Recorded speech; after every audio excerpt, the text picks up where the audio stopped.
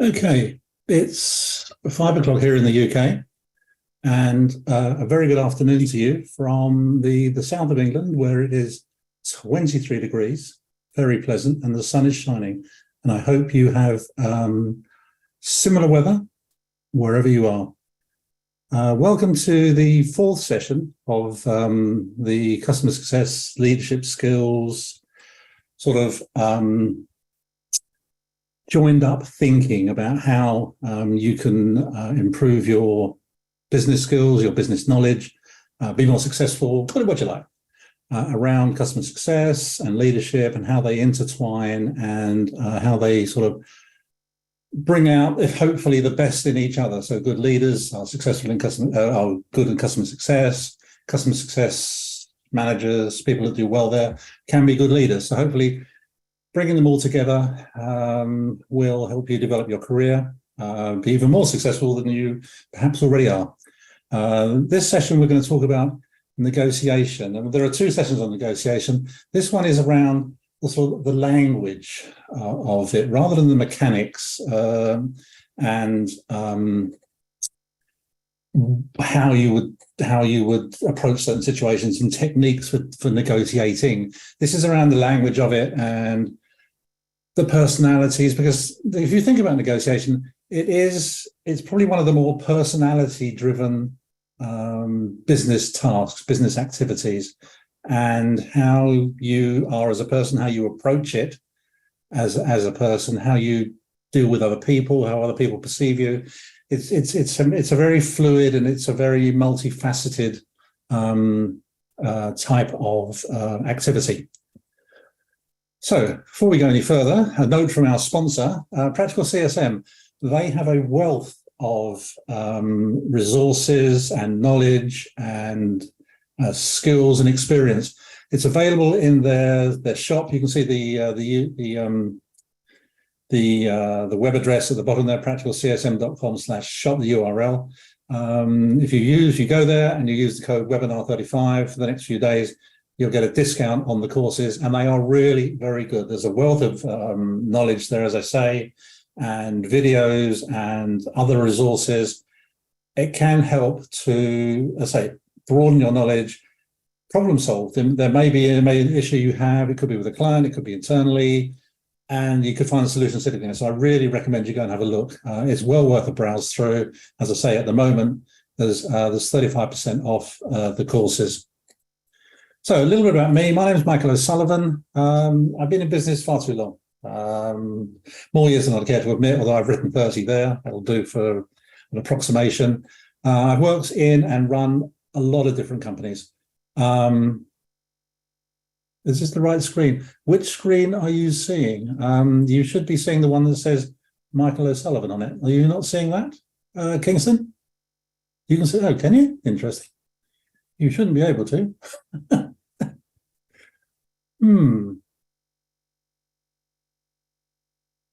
Okay, just hold on a second then.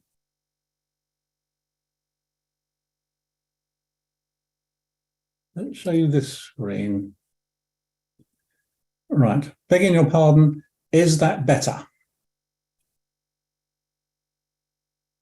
Thank you, everyone who said that. That was a really good start, wasn't it? Ho, ho.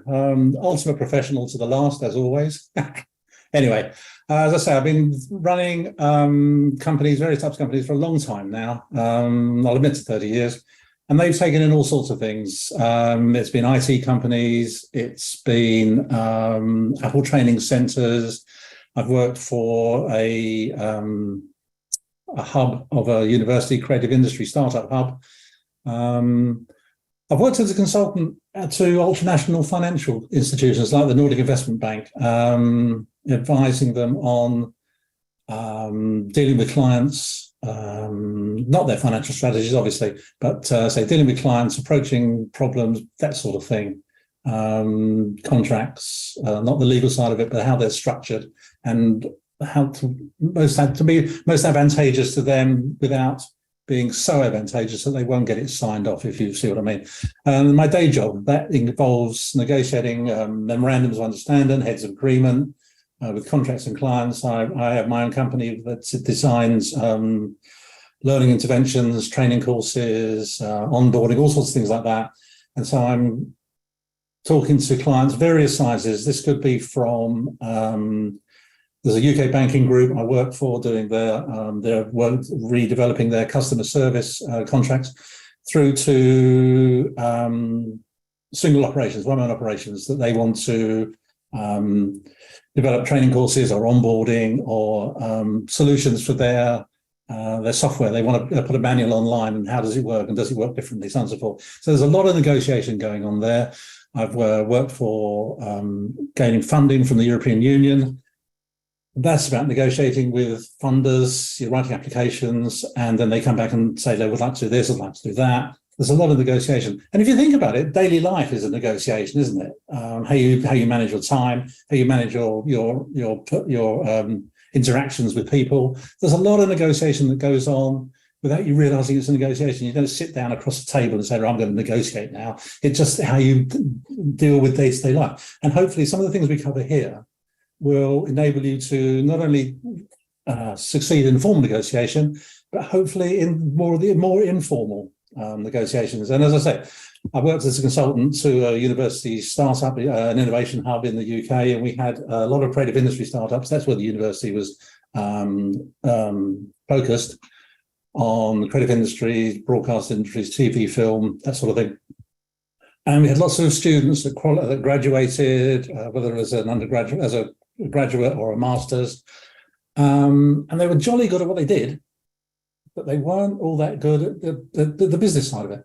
Speaking to venture capitalists, to seed funders, to banks. How do I deal with these people? How do I negotiate with them? What do they want to know? What do I need to know to help them? To help them know me and give me the money. So there are lots of things that go into this. And as I say, it's very multifaceted, very fluid, and lots of opportunities to do things well and lots of opportunities to do things badly. So if I can get this thing to work properly, hurrah. So during the session, the chat window's open, and you've been using it already. Thank you very much, albeit for the wrong reasons, but there you go. If there's anything you want to say, I'll try and look at it as I go through, and you want to make a comment, that's absolutely great, and I'll try and respond to them. If you can complete the evaluation at the end, tell me that I've been dreadful and I don't even know how to work a Zoom presentation, that's absolutely fine too. Let me know what you think. And all comments are equally valuable and equally welcome. So what we'll be looking at is the language around influence, and we've picked out 10 styles. I've done a little bit of research around what people more knowledgeable than me, with bigger brains than me, regard as the sort of the 3 or 4 most applicable to them styles. Because as I say, it is a personal thing. And then there's a couple of case studies that are dotted around that I'd let you know, like to see, this is how this works, this is how that works. They are pretty one level because negotiation is very difficult to quantify. And I think once you start to quantify it, you weaken it, if you see what I mean. If you go in there with preconceived ideas or preconceived notions, it's not going to work very well. It just doesn't. You know, this is the nature of the beast. So what is negotiation? I've already said that I think it's something you do every day without thinking about it, as well as being a business activity and a formal setting. But everyone has their own ideas. What do you think negotiation is? What does it involve? What are the key elements? Everyone will have their different, ask 50 people, you'll get 50 different rankings from 1 to 5 or 1 to 10, or probably even 1 to 3, because it's how they perceive the situation, how they perceive themselves, how they perceive the other side of the table. So it does change.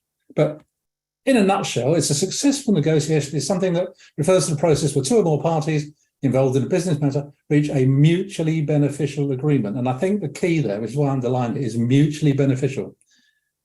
Because in a former life, when I was working as a consultant, I was a broker as well worked in the money markets in London. And to me, a good deal was where both sides walked away, and I was the broker in the middle, walked away thinking they'd done a good deal.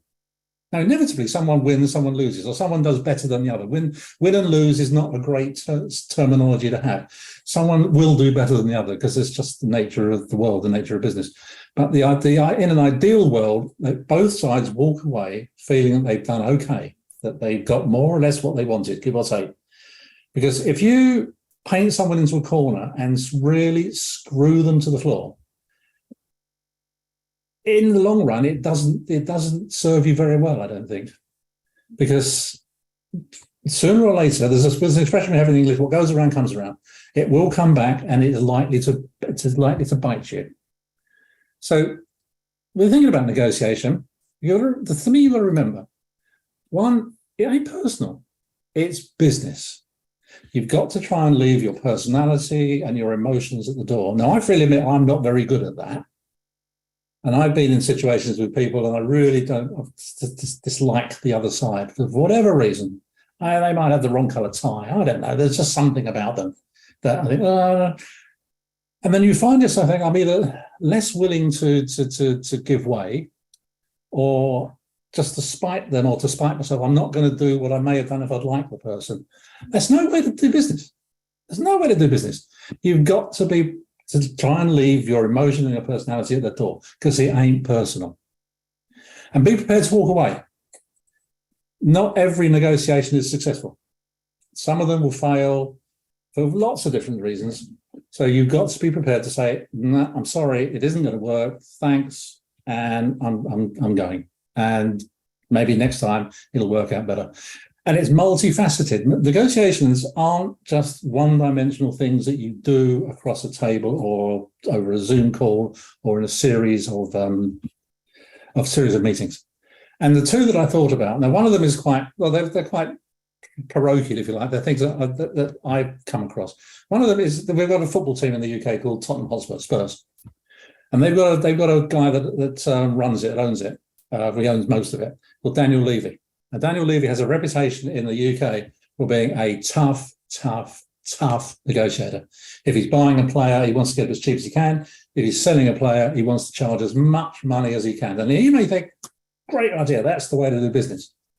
The problem being, because Daniel Levy is willing to drive the deal to the last minute, to the last day, to the last hour, if he sells a player and he's got as much money for the club as he possibly can, because we have something called a transfer deadline, so you have to finish by, say, the 31st of August, say, whatever. If he does the deal on the last day and sells a player, his manager has no opportunity to replace that player. So Daniel Levy goes in there, and he's well known for it, of driving the hardest possible bargain he can. And then his manager is sitting there with, I don't know, 50 million euros sitting in his back pocket and nothing to spend it on, because you can't buy a player outside of the transfer window. So is that a good negotiation? Is that a good deal? Is he a good negotiator? Or is he lost sight of the fact it's multifaceted? And the other one that reminded me, a friend of mine, his father was, he was a hop broker. Hops are things they used to make beer. You may or may not know. And as you can imagine, with the Germans having the reputation they have for drinking beer, brewing beer and drinking beer, especially in Bavaria and Munich, and don't knock it, some of my best friends are beer drinking Bavarians. He was the hop broker for the biggest brewery in Bavaria. So as you can imagine, he had a lot of power, he had a lot of buying power, and he could do what he wanted. And again, he had this reputation for driving the hardest possible bargain he could. And he used to squeeze every last, in those days, Pfennig, now mark, or these days euro, out of the deal. But if there was an opportunity to do a favour, or there was an opportunity for a good deal going around, do you think that the hop growers went to him with it? Did his company get the best overall deal? No, they didn't. People, if they could, they went out of their way not to deal with him, because they didn't like him, they didn't like his attitude, and if there was a good opportunity, they'd go somewhere else. Is he a good negotiator? Is he like Daniel Levy? Is he just this one-dimensional, I'm going to get the best possible price and to hell with the rest of them? Or over a period of time, would he have had a better overall return if he'd have been slightly less aggressive and got slightly more of the other deals that were discretionary deals that were going around? What do you think? I know what I think. What do you think? And there's something else. Before we go any further, you'll come across something, you may already know it, called a BATNA, the best alternative to a negotiated agreement. It's like a bottom line. It's this is so far and no further. I can't go any further.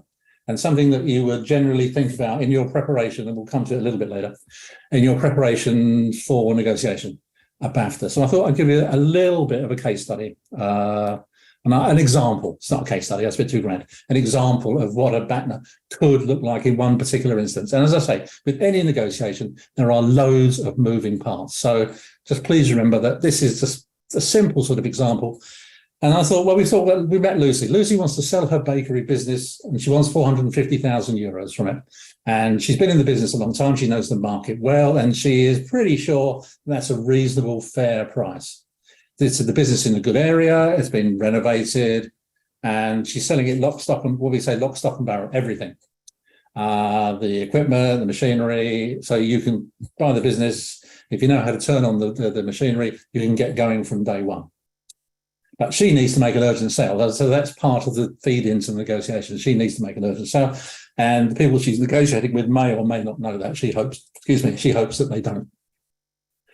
And so she says that this is what I want to sell. I want 450,000 euros, but my BATNA is 420. That's the price I have to achieve. Okay, so. Now, Michael, not me, but it'll do, is looking for a similar business, because I wouldn't know how to turn the kit on. He's looking for a similar business and is interested in buying this one. He can't pay as much as Lucy wants. His limit is 350, although his BATNA is 380. So he will pay 350, but if there's a negotiated alternative, 380 there might work. Okay.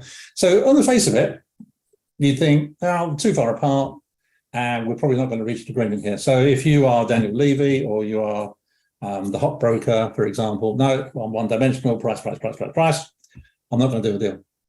Okay, well, then it's not really a negotiation, is it? So, it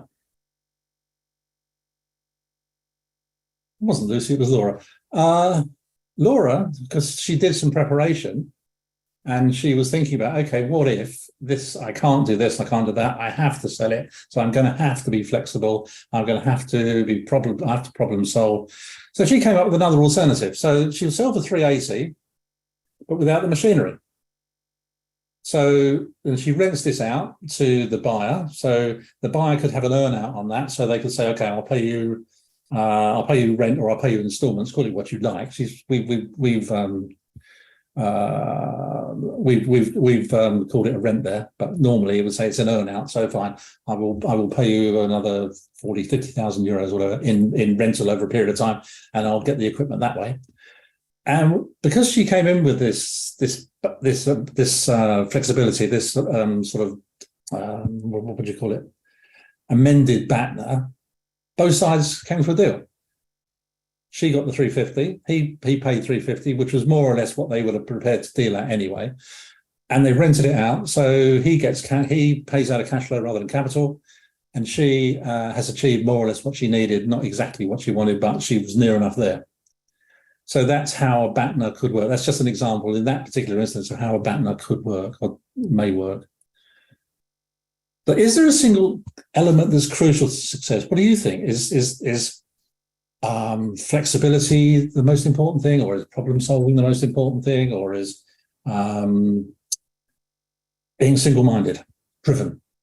This is what I'm going to achieve, and I'm going to keep going until I get there, and I'll eventually wear the opposition down. I mean, it depends on your personality.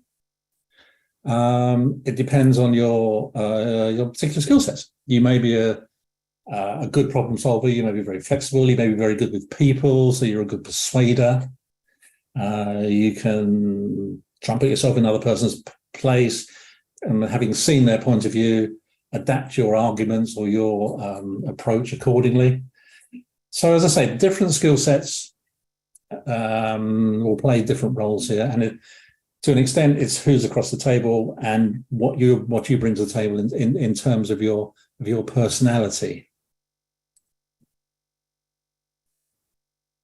It's a subtle art, negotiation, language of influence, influencing people, influencing to come around to your way of thinking, influencing them to do what you want, or at least a lot of what you want. And each approach will depend on the context and the people involved and the time scale and the money, for example, and all the products.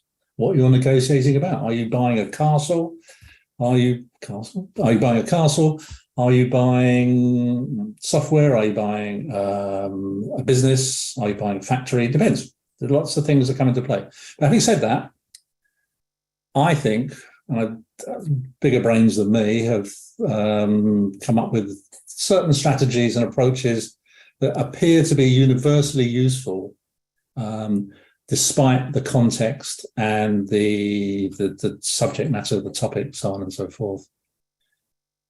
So obviously, preparation and planning. Before going into any negotiation, what Laura did, she looked at what her BATNA would be, and there we go, good old BATNA.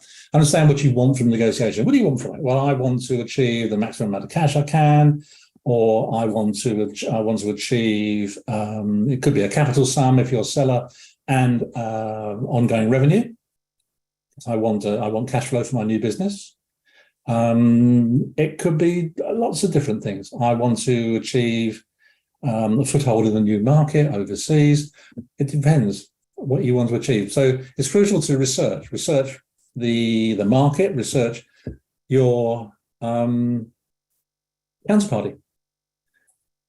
What do you think their needs are? What do you think they want to achieve? Put yourself in their place. What do you think likely is their BATNA, their target price, where they would like to deal? Obviously, they want to deal as high or low, depending on which side of the deal you are, as possible, but where is their reasonable strike price going to be? So research it, plan, prepare. It's the old adage, fail to prepare, prepare to fail. Sounds glib and you've heard it 100,000 times, but more often than not, it's right. Like if I had prepared properly, I wouldn't have been showing you the wrong screen at the beginning. So perhaps I should go back and start again. Know your limits and know the other party's limits. So it's about preparation, it's about planning, it's about putting yourself in the other person's shoes to a degree. Active listening. Those of you that have been here before, and if there are any of you, well done. Active listening is something that comes up a lot. Active listeners, and it's something that's actually really quite relevant for customer success. In a previous series we did this, and active listening came up because giving the customer what you think they want can be A, a waste of time, and B, very expensive. Whereas active listening, and then they're saying, okay, what do you actually really want, rather than what I think you want? Tell me what you want, and I'll go and, if I can, I'll go and do it. It really is quite an effective strategy because A, the customer feels really valued because you ask them and you're listening to them. And that's a really powerful way of establishing a bond and a rapport with a client. I try and do it, if I can, when I'm working with clients that initially seem quite distant, or they seem to have something that I don't quite understand. Try and, if you engage with them and listen to them, A, you get a better understanding of what they want, so you don't give them the wrong thing and get them really fed up, shall we say. So you haven't wasted your time, you haven't wasted your money, you haven't wasted their time and their money either. So active listening is about what do you want and listening to what the answer is. And active listeners tend to be, it's the rule of thumb is about 80-20, 80% listening, 20% talking. And that pays dividends not only for negotiation, but also for customer success, because it enables you to tailor your offer to what the customer is actually looking for and how they want the either onboarding or adoption or implementing. And it works equally well for negotiation because, as I said, you can understand the other party's concerns, their needs, their viewpoints. And the more you understand them, the more you can begin to anticipate or have a better idea of what they're like to say. So you may not get it 100% right, but you may be 80% or 70% right rather than 20%. And that can make all the difference. And as I say, it helps to build rapport and trust, because if they get the impression that you value what they're saying and you're taking it on board, you're interested, it's self-interest because you're interested, because you want to get to know them better and to build this rapport with them. You can start to build up this trust, and they may tell you something they didn't intend to, which may be useful. It may develop other opportunities. I'm working with a client now, and we were doing a particular piece of work and built up a trust, and it's not rocket science. It's doing what you say you're going to do when you said you're going to do it. And that was more or less what happened. And from there, we've gone in to do 2 other projects for him. And out of nothing, because he's come back and said, I think you're a safe pair of hands. Little does he know. And I trust you to do this. So that's because he listened to him the first time around to understand what he really wants. Other things can grow from it. So active listening, it works for negotiation. It works in customer success. It works in lots of roles, tendering for business, which I do a lot of, because a lot of my stuff is 1 month turnaround, maybe 6 weeks, occasionally longer, but it's all quite short turnaround stuff.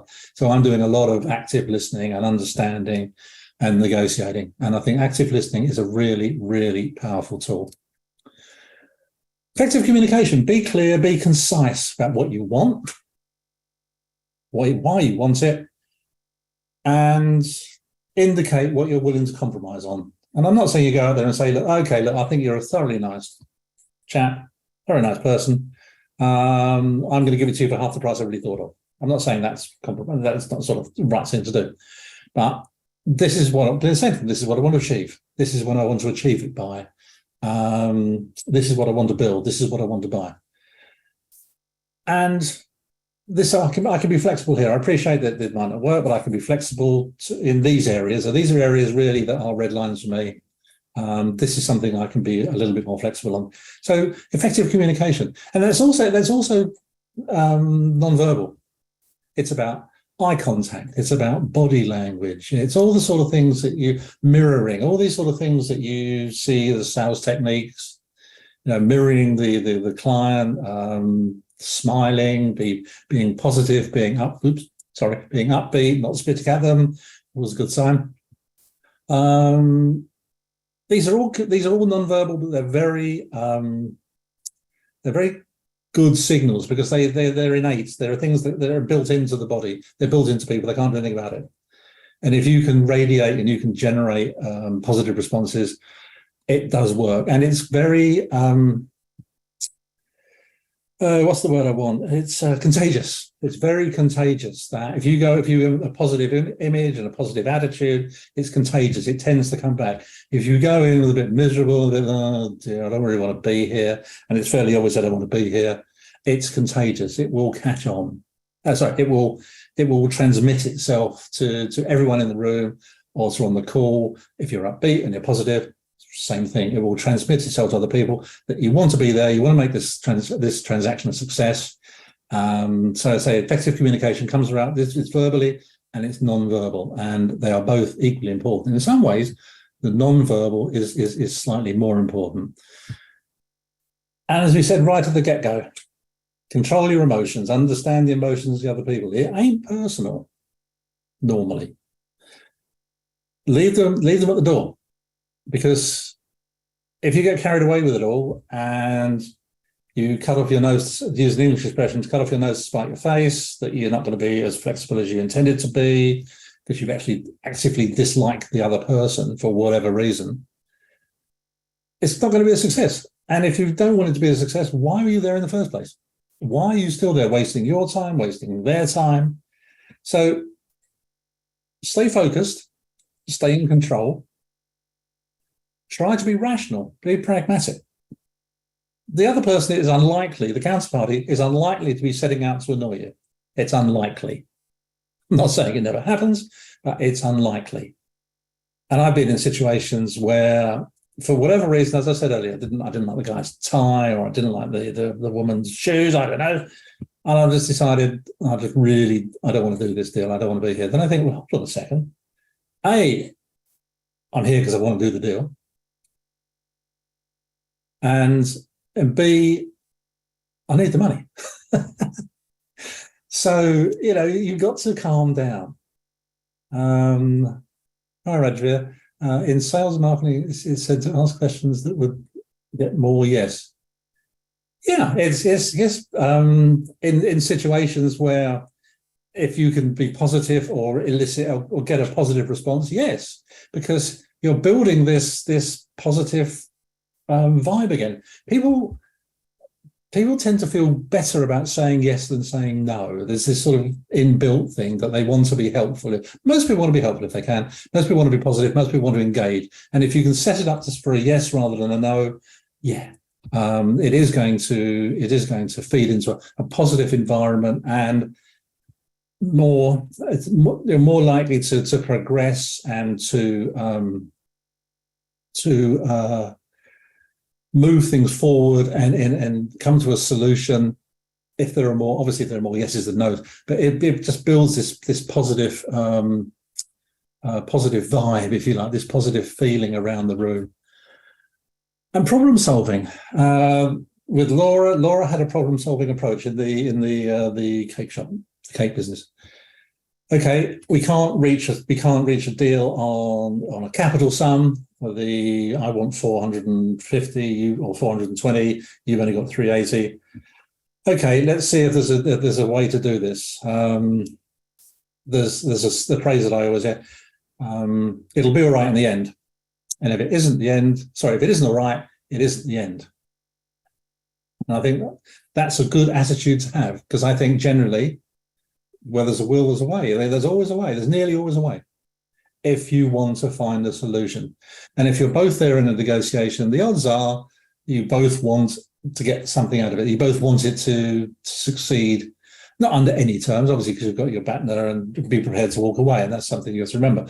But if you've got a problem-solving approach, if you're willing to negotiate and not look upon it as a competition, I've got to batter the opposition into the floor. I've got to grind them into the dirt. Daniel Levy, fine. You may or may not know, Spurs this year weren't a resounding success in the English Premier League. Let's put it that way. The Daniel Levy approach doesn't appear to be doing very well at the moment, because he looks at everything as competition. I've got to win. I must win at all costs, at any cost. I don't care what the collateral damage is. I have to win. But if it's not a competition, if you look at it as a problem-solving challenge, is there a way we can do this? And it says they aim for a win-win situation, but a win-win in this circumstance is where both parties walk away as if they feel they've gained something, they've achieved something. They may not achieve everything, but they haven't walked away feeling that they've been battered into submission, like the hop growers or the counterparty with Daniel Levy, because it in the long run, it's not going to benefit you. It just doesn't. So although there will be deals that you can't win, you can't come to a successful resolution, a lot of the time a win-win is more like a draw. Yeah, okay, I've got most of what I wanted, I've got some of what I wanted, I'm happy with the deal. And that's about negotiations. That's what it's about. It's not a competition. It's around finding a solution, an equitable, a fair solution, or a solution that both sides, or there may be 3 or 4 sides. I'm just presupposing there are 2 here, and that's being unreasonable. There may be 3 or 4, but everyone can walk away feeling they've got something out of it. And when I used to work as a broker, if I had the 2 counterparties, it was normally 2 counterparties. If they both walked away thinking they'd had the best of the trade, great, loved it a bit. I know they hadn't, because that's not the way the world works. But they felt that they did, and they felt that they'd been successful. And that's what a good negotiation is about, I think. It's about walking away, having solved the problem in an equitable way, in a fair and reasonable way. Collaboration and building relationships. This goes back to this active listening thing again, I think about. So you've got people that you engage with them, they feel positive about you, and you can build a relationship, you can build collaboration, establishing trust. And establishing trust isn't actually that difficult, I've found. It's doing the simple things. this is what I'll do. I'll get a revised document over to you by the end of tomorrow. And you do that. I'll give you the information you want later today. I'll have it by the end of the week or whatever. Doesn't matter. Doing what you say you're going to do, doing it when you say you're going to do it is always a great, great start, I think. And if you put together a proposition with a price, then don't change it midway. I mean, it's not rocket science here. It's just doing simple things and doing them well, because then people are more likely to trust you. As I said earlier, they may tell you something they didn't intend to. They may give a bit more because they like you. Human nature. Everyone wants to deal with people they like. Everyone wants to be around friendly people. I mean, the counterparty might be a complete shark, and it happens. But you might like him, her, them as a shark. But if they're a friendly shark, surely that's better than an angry shark. Maybe you don't agree. And a cooperative approach often leads to better outcomes for both parties. Because if you start trying to beat them into the dirt, they're going to try to start doing it to you. And then you've got this, what they call a dialogue of the deaf, a conversation where everyone's talking and no one's listening.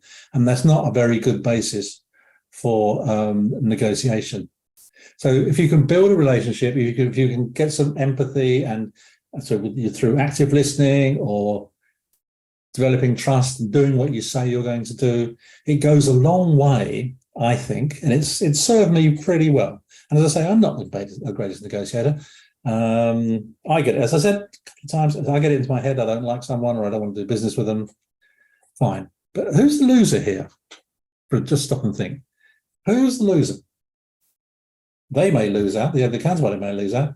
You certainly do. If you've gone in there with an idea of doing a deal and then you've got I've had enough of this, and walk off in a huff, that's not going to benefit you. It's not going to benefit your company. It's not going to benefit your bottom line. It's not going to benefit your bank balance, is it?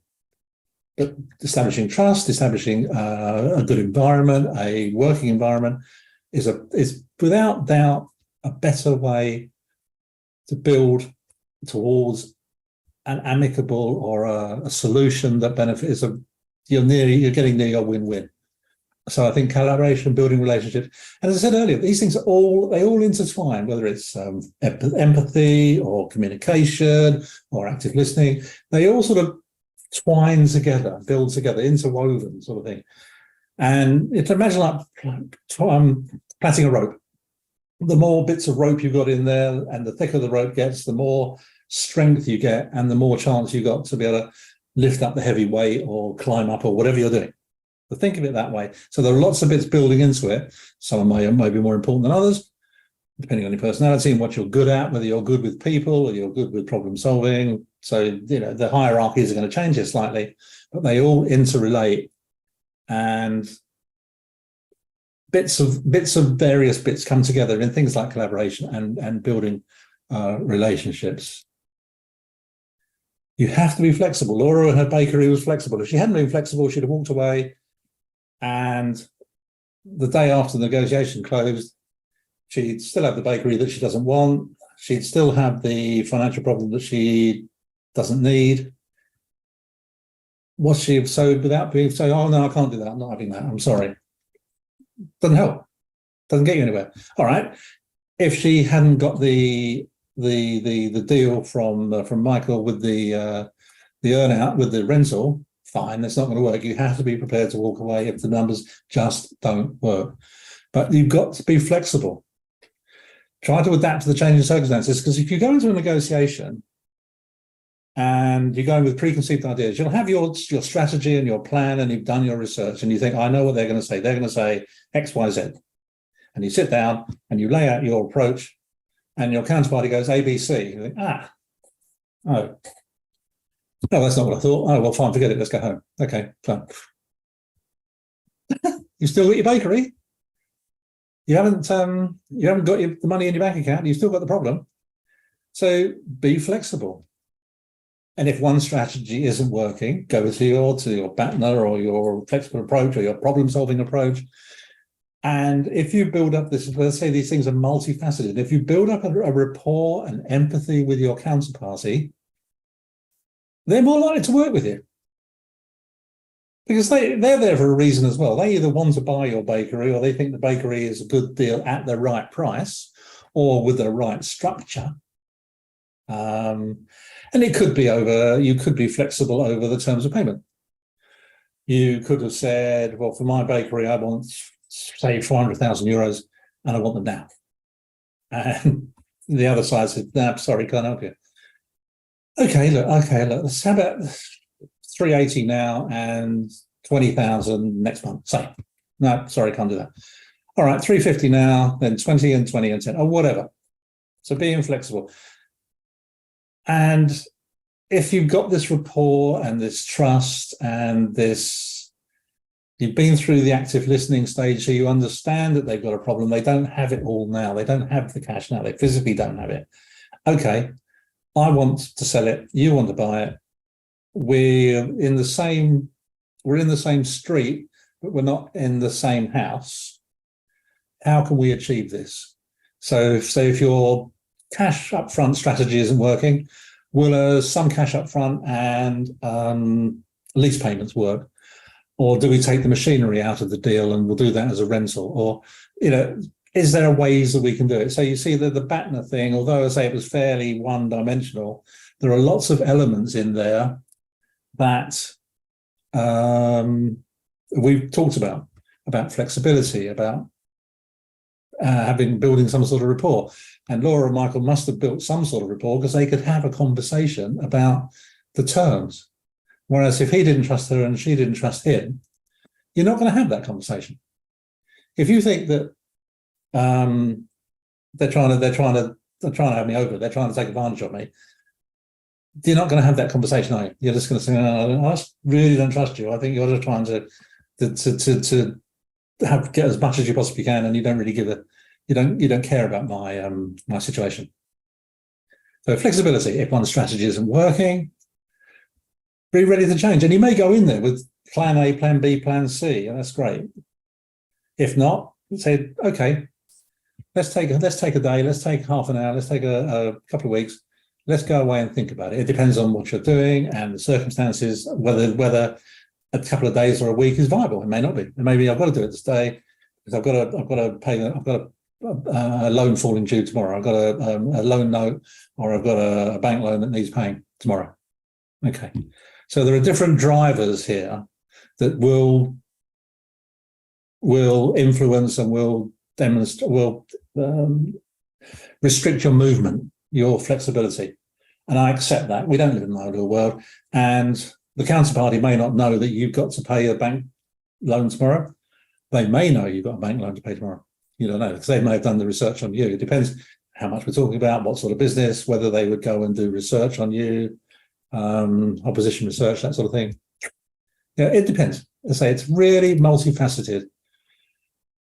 I know it sounds really obvious, but persuasion is always better than coercion, because from half the time, coercion won't work. Unless you lock the door, your counterparty can walk out the door. Don't like it. Sorry, gone. But getting the other party to see your point of view and understand your point of view, part of that is you understanding their point of view, putting yourself in their shoes. What are likely to be their red lines? What are likely to be places they can be flexible on? And once you've got that out, once you've worked that out, or to the best of your ability, worked it out, you can then, those are the areas where you'll try and persuade them. And there's no point even trying coercion, because if they can't go there, they can't go there. There's no point. So coercion, even if you try it, tends not to work anyway, even in the short term and in the long term. So seeing what the other party's point of view is, getting your point of view across in a persuasive way, without losing your temper, without shouting, without coming across all negative body language and non-verbal communication, and be logical. Make reasonable arguments. Don't just stand and say, well, I think this is it because I just think that. I think this because if we look at the estimated rate of return, or we look at how the market is growing, or the market is contracting, depending on what you're trying to achieve, or how the market is changing. You're going to get blindsided. Everyone does. You could have been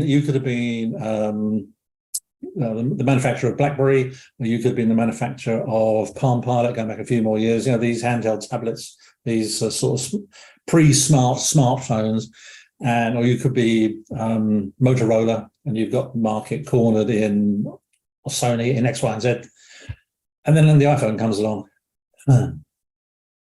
That has pulled the rug out from under your feet. You've been blindsided. Choose your expression. The world changed. The market has changed.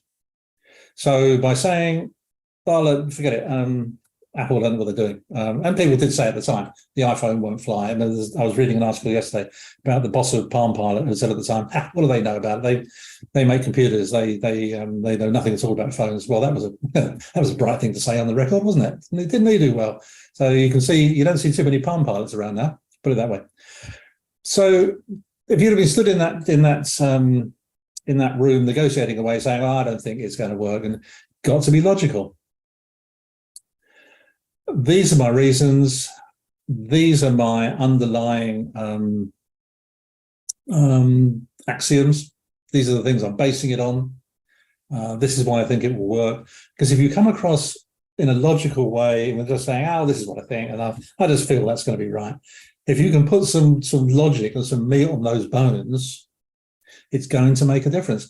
And you're more likely to have come this persuasive argument and this a successful outcome if you use logic, if you give some reasoning. They may not agree with your reasoning, they may not accept your reasoning, and your reasoning may not be right. I mean, the chap from Palm Pilot might have been dead right. Apple may not have the faintest idea about making phones. As it turned out, they did.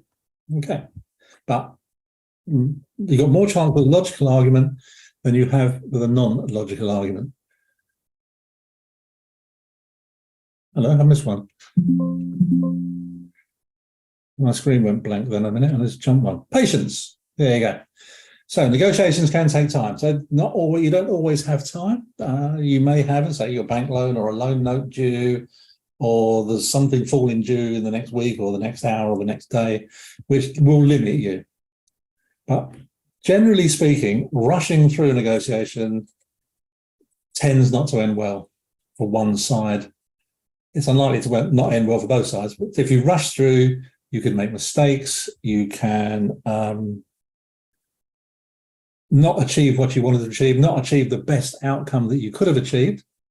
You may have been able to sell for slightly higher or buy for slightly lower if you'd have given it a little bit of time. So be patient, take a break. Don't feel the other side, don't make your counterparty, the other side, feel they're being pressured into doing something. We go back to this thing about coercion again. Be patient, be reasonable, let them give the other side time to consider something, and in same thing, take time to consider it yourself. A rush decision is often a bad decision. A friend of mine, for those of you that are really old, he has something called a 3-day fax. And I suppose these days you call it a 3-day email. Something comes in, you feel the urge to answer it straight away. No, he said, put it down, put it to one side, read it, put it down to one side, or just put it to one side, come back to it. It's unlikely that it needs to be responded to in the heat of the moment. All right, 3 days is a bit long, but you know what I mean. You don't have to respond straight away. And we have this culture of immediacy now. You get an email because it leaves your desk, it arrives at the next desk, the counterparty's desk instantly, almost instantly. And there's this feeling of immediacy. You get a text message, you get a Zoom, you get something on Asana, or you get something on Slack or something like that, and you think, I've got to answer. No, you don't. Take time, be patient, because patience is a valuable commodity. Skill, call it what you will. Quite often the quick decision is a bad decision. And what my friend used to call the 3-day fax, which is now probably the 3-hour email, it's good advice. If you can, take time to consider it and think about it, because it tends to be the right thing to do. Where are we? Okay. Ethics and reliability. Well, we've already covered this mostly, haven't we? stay true to your word, maintain ethical standards. This is what I said I'd do. I've done it. If I'm going to negotiate with someone else, I'll tell you I'm going to negotiate with someone else. I'm not going to do it behind your back. Treat other people as you would like to be treated yourself, I think, is a pretty good way to go around doing things. And you may think, bloke's an idiot. He's naive and he's stupid and he's an idiot. Well, fine. I don't mind being called naive and stupid and idiot, but I want to be an ethical, naive, stupid idiot. Thank you very much. And I think it served me fairly well. I think it continues to serve me fairly well. And if you don't want to do business that way, well, that's absolutely fine. But I think following through on your commitments, doing what you say you're going to do, when you say you're going to do it, is quite often the key to a good negotiation, because most people are similar to me, I think. Not all, fine. Most people are similar to me, and they will work in as ethical and reliable a way as they can. Now, if they are told by their boss, if they're not the boss themselves, we are going to talk to this other company and don't you tell company XYZ, then nothing you can do. Fair enough. But I think if you establish a reputation for honesty and reliability, word gets about, and your current negotiations are likely to go fairly well, I think. And if you come to the next negotiation, people will say, "Oh yeah, they're not a bad stick. They're not a bad person to do business with. You can trust them. They're all right." So I think you're already ahead of the game. If I'm wrong and I'm stupid and I'm naive, fine. I'm comfortable with that. But I think most people are the same as me, and ethics and reliability go a long way in what is a fluid situation where you tend to be dealing, at least in the first instance, with someone you don't know very well. You may know them by name or reputation, and they don't know you very well. And the same thing applies. They may know you by name and reputation. And if you have a reputation for being reliable and ethical, I think personally that helps. And I'm happy to be called stupid idiot. Well, I get called worse, but you know what I mean. So they are what I thought were the most important elements. Is there a hierarchy? And you could say, I personally think active listening is pretty good. I think flexibility, problem solving, ethics and reliability, as I say, that's a pretty core one for me, but that's just me. Is there a hierarchy? Well, you could say there probably isn't. You think, well, yes, there is, because this is my personality, and the hierarchy plays into my personality, because I think personality does play a role. Some people are good with people, some people aren't. Some people are better, if you like, paper-based and doing it by letter and so on and so forth. I don't think it's a good negotiation. I don't think it's a real negotiation. Some people do, some people like it.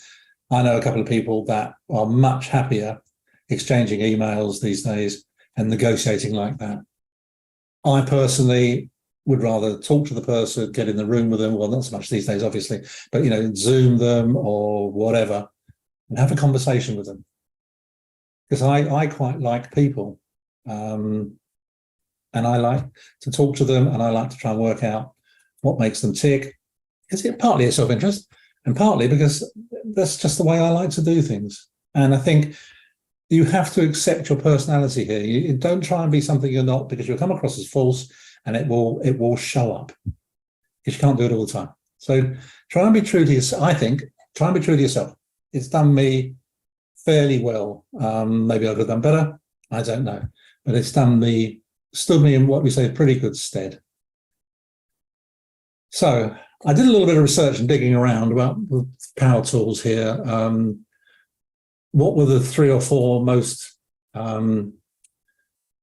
useful, or in this hierarchy thing of what were the key elements, if you like? Being specific. What you need, when you need it by, can you do it in 10 words or less? Well, okay, 10 words or less. But, what's your big target? What's your goal? Let them know this is what I'm trying to do. I want to extend into another country. I want to extend into another region, another area, another market segment. That's my big bet. And this is what I want to achieve. I want to double my turnover. I want to double my revenue. I want to recruit.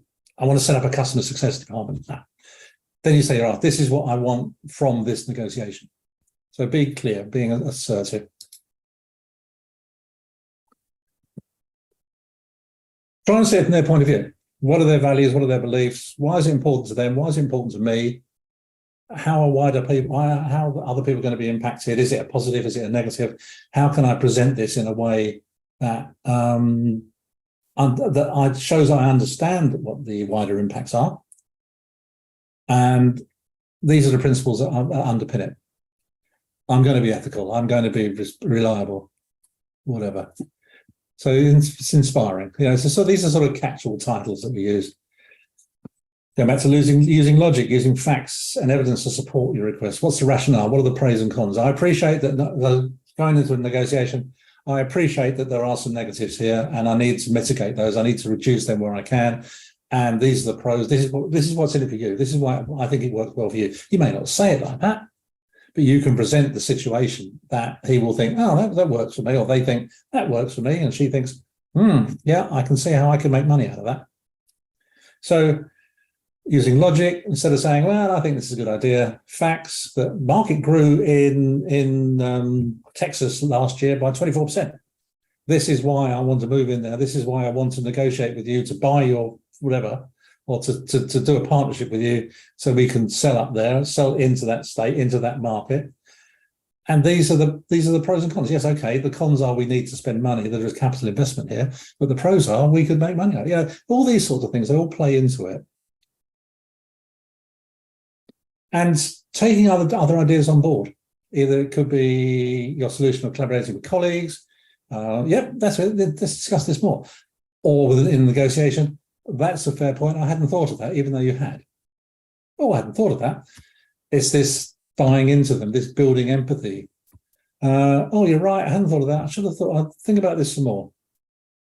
Yeah, this is a great idea. I think we can develop that. This is something that we can do well. We can do well. Communicated well, and trust, credibility. All these things are building in. So this consultative, this collaborative approach. Although you're negotiating with them, because you've got to come together and build this sort of this solution, this compromise, communicating and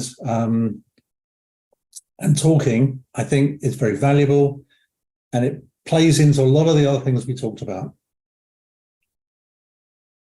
So again, case studies, I really don't think they're very relevant because there are so many moving parts, but I thought we'd just do a very basic one just to give a little bit of play out how it works. So my tech company, XYZ Technology, they're an established company. They're seeking to outsource software development. They want to increase their productivity tools, and they've you're right, it's telling a story. Marek, you're right. It is about telling a story. Everyone has a story to tell. And it's building this picture that people will either hopefully buy into and latch onto, identify with. It's all right. And if you can simplify complex topics, it's generally a better way to approach negotiation. So as I say, Tech XYZ and BuildSoft. BuildSoft, they're a software development firm. They've got the requisite expertise to carry out this project. So preparation and planning. So Tech XYZ are research development firms. They looked around and they selected BuildSoft as the most, as a sort of what's the word I want? They're potential contractors. Not the word I want, but it will do for the time being. They have identified their needs. They thought of what the budget is fair, and they've gone to their BATNA. Their BATNA is, okay, if we can't agree a deal with the people that we've identified, a preferred bidder, that's what I want, their preferred supplier. BuildSoft are their preferred supplier, identified as their preferred supplier. So they've gone through it all. They think these are the people we can do business with. They think this is a reasonable budget. This is a reasonable timeline, so on and so forth. And the BATNA is, well, if we can't, we'll have to do it ourselves. It'd be higher cost, but there's a price that if it doesn't work with BuildSoft, then the in-house, although it's more expensive, is a better alternative.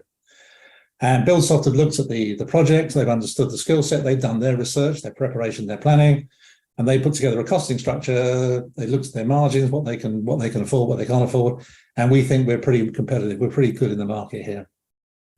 And so they had their first meeting and they both listened to the other people. So they started to build this rapport and they made an effort to listen and understand. And they listened to the other person's needs and concerns, and they obviously put their own forward, both sides put theirs forward. And Tech XYZ said, look, we need regular updates here. We don't want to be in the dark. And if this thing starts to fall behind, we want to know about it and we want it finished by X, Y, and Z. And BuildSoft said, yeah, fine, but we need communication from you. This is the active listening bit again, and we need prompt payments. Who doesn't? Who doesn't? And effective communication. Tech XYZ put their precise requirements down. This is what we want. This is what we want. This is where we want it by. This is what we want to achieve. BuildSoft said, okay, fine, we can do this, this, and this. We will have to allocate this resource. This is a finite resource, and we can only do such and such because we only have this amount of resource. And they both agreed to communicate on time and be transparent with each other, so that this is going well, this isn't going swimmingly, we've hit this problem, can we do anything about it?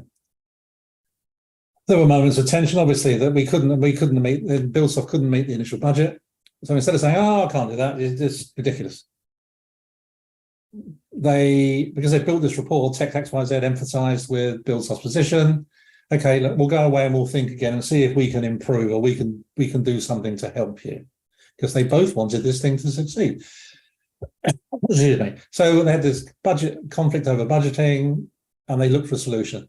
So they changed the scope of work slightly. They changed the timeline so that the resource issue wasn't a killer. So the resource issue was resolved to an extent that they could take longer to do it. So the cost structure changed slightly, and it still met the core needs because they got what they wanted, although they perhaps didn't get it quite when they wanted it. But that was about, they didn't want to spend more money.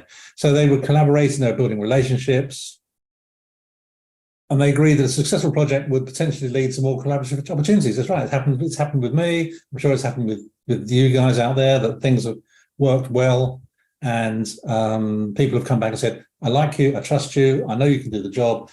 Can you quote me for this? And that's some of the best business, because you haven't got to work very hard for it. It's come to you. Hurrah. That's the ideal work. I don't have to go and get it. People come to me and say, can you do this for me? Well, of course I can. And off you go. And that's the best business to have, because you haven't got any cost of acquisition. And they hold regular meetings to update and on project progress and any issues. Again, clear communication. If something's not going well, tell them, tell the other party. Don't hide it, because they're going to find out anyway. And it's far better if you tell them than they come and ask you and you have to admit to it. Flexibility. They wanted to add a new feature midway through. They showed flexibility. BuildSoft showed flexibility, said we can do it. It'll cost this and it will take this. And this is the update proposal. And they agreed on a price and a timeline. But because they had this trust and this empathy, because they were communicating well and transparently, you can be flexible and you don't think the other person is trying to have you over. And they used persuasion. They didn't shout and stamp their foot and say, no, it's not possible, it'll cost you this, we can't do this, we can't do that. No, we'll persuade them, look, we can do it, but we don't have the resource, we'd have to buy in the resource. If you take a little bit longer, the resource issue goes away or it's reduced. And it's not going to compromise the project quality. It might do something about the timeline, or we can stick to the timeline and reduce the quality. So by being logical and open and reasonable and putting forward a well-reasoned argument and a well-supported argument, you can agree on revised terms. They were patient. They didn't rush it. They took their time. They gave each other time to think about it, to analyze it, to go away and come back with a structured proposal. They were honest. They did what they said they were going to do when they said they were going to do it. We've covered what I think about ethical behavior, mutual trust, basis for successful partnerships. Ended up well. They got their products at a reasonable price, on time. Everyone walks away, not with where they started from, but where they were happy to end up. And next time Tech XYZ wants something producing, some software developing, the first place they're going to go is BuildSoft. And all I ask for a lot of my clients is, give me an opportunity to lose the business. If I can't do it on price, I can't do it on skill, I can't do it on knowledge, fine. Give me the opportunity to not be able to do it on one of those bases. Don't go somewhere else first. come and ask me. That's all I ask. If I'm not good enough, or I'm not cheap enough, fine. But by building an empathy and by building a relationship, you get first chance, or one of the first chances, and you can't ask for more than that, in my opinion, in business. I appreciate I've run over time. I'm terribly sorry. And for the mess up at the beginning, but there you go. Life's like that. Hope you enjoyed it. I hope you found it useful. Tell your friends, tell your colleagues. Please fill out the evaluation. Let me know where I went wrong. Apart from the beginning, I'm sure I did something else wrong, spitting at the screen or whatever. There you go. Thanks for your time. I've appreciated it. Thanks a lot.